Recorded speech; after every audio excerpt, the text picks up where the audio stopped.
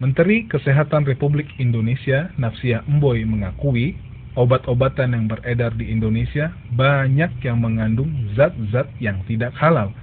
Karena itu, Menkes menilai sertifikasi halal untuk produk-produk farmasi termasuk obat tidak perlu dilakukan.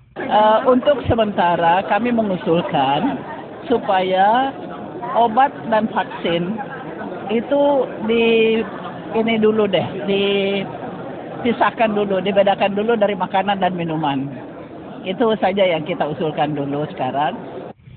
Menkes menambahkan, mayoritas bahan baku obat berasal dari luar negeri, sehingga audit kehalalan akan sulit dilaksanakan. Karena kondisi darurat, Menkes menilai obat-obatan berbahan haram tersebut boleh saja digunakan. Obat-obatan dan vaksin ya. Sebab kalau sekarang misalnya itu juga harus melalui pemeriksaan gimana, sertifikasinya gimana, dan sebagainya. Sedangkan pasien membutuhkan gimana? Majelis Ulama Indonesia atau MUI menilai Menkes telah membuat pernyataan yang menyesatkan. Jadi jangan sampai tidak perlu ada sertifikat halal. Itu kalau ada pernyataan seperti itu dari Menkes itu menyesatkan namanya. Ketua MUI Ma'ruf Amin mengatakan, mengkonsumsi obat-obatan halal adalah kewajiban dalam Islam, sehingga pemerintah juga wajib menyediakannya. Berapa banyak obat yang tercemar zat haram? Jenis obat apa saja yang potensial mengandung zat-zat haram? Apa saja syarat yang menjadikan obat berbahan haram boleh dikonsumsi karena darurat?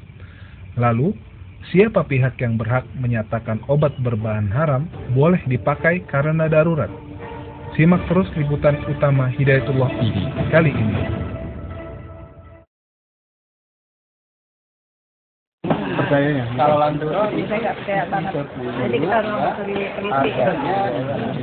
Jadi itu saya bilang tadi harus teliti jadinya. Yang mana halal, mana haram, mana yang itu kan kita bisa ini dulu kan ada brosurnya dulu. Kita buka dulu kan. isinya kan dulu kapsul. Jadi kapsul.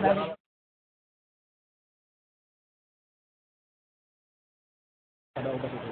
Bagi kami nggak pernah mengetahui seperti itu. Itu kan urusannya dengan Menkes, ya mereka yang memberikan izinnya, bagaimana mereka sertifikasinya urusan mereka. Bagi kami hanya pedagang, menjual, membeli. Kurang tahu sih kalau kayak gitu, iya soalnya kan rata-rata kalau di obat itu kan dia bahan itunya tulisannya tim, jadi kita kurang begitu ngerti. Status halal haram produk obat di Indonesia memang sulit diketahui. Jangankan masyarakat awam, para dokter pun sangat sedikit yang mengetahui akan hal ini. Pada tahun 2008, Guru Besar Fakultas Kedokteran Universitas Yarsi, Profesor Jurnalis Udin mengungkapkan, 99% dokter di Indonesia tidak tahu akan banyaknya bahan-bahan haram yang ada pada obat-obatan. Karena dokter cuma tahu tentang bahan aktif obat, khasiat obat, indikasi dan kontraindikasi obat, efek samping, dosis dan kemasan obat saja.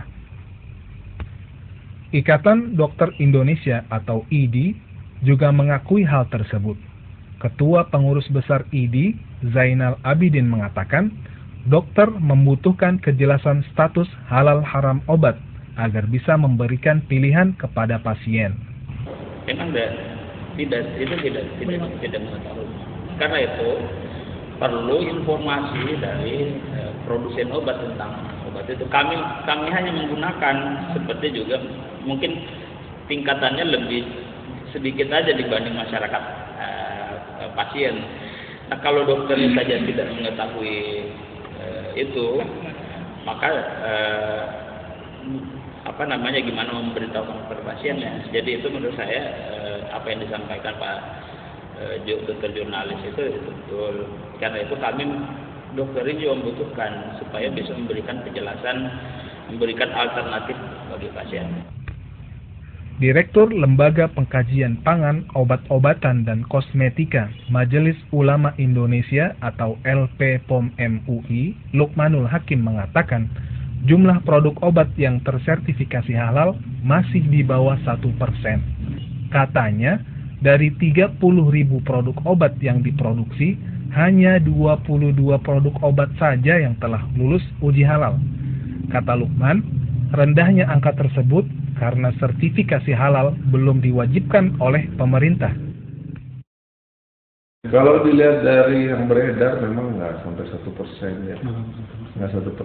Kalau yang mengacu kepada data obat yang diregistrasi di Badan POM, itu kan akibat dari apa? Akibat dari sifat sertifikasi kita yang masih voluntary atau sukarela gitu, dan kemudian juga akibat dari pemahaman-pemahaman yang tidak tepat atau kurang tepat terhadap penggunaan obat yang dikategorikan sebagai darurat, yang sebetulnya tidak tepat seperti itu. Hampir semua ada di 3 jenis olahan ya, pangan, obat, dan kosmetika. Nah, titik kritisnya hampir sama, gitu kan? Kalau di produk bahan baku alami misalnya, ya tentu di situ kalau dia hewani, hewannya apa, penyembelihannya seperti apa. Kalau bahan bakunya sekarang mikrobiologi produk, selain kemudian bahan bakunya tadi awal, medianya seperti apa, medianya dari apa, kemudian bagaimana mendapatkan media itu, apakah media pertumbuhan bakterinya itu adalah media yang dari babi atau yang pernah bersentuhan dengan babi. Nah, itu yang seperti itu. Jadi semua ada di 3 jenis itu, pangan, obat, dan kosmetika. Semua jenis obat berpeluang besar tercampur zat haram, baik itu kapsul, pil, kaplet, vaksin, serum, bahkan vitamin, dari yang dijual di apotek hingga ke warung pinggir jalan. Sama, jadi obat yang generik ataupun obat paten itu memiliki peluang yang sama. Gitu. Karena apa? Karena bahan baku kita itu diimpor 90% dari luar negeri. Dan metode cara mendapatkan bahan-bahan baku itu adalah dengan tadi sintetika kimia, bisa jadi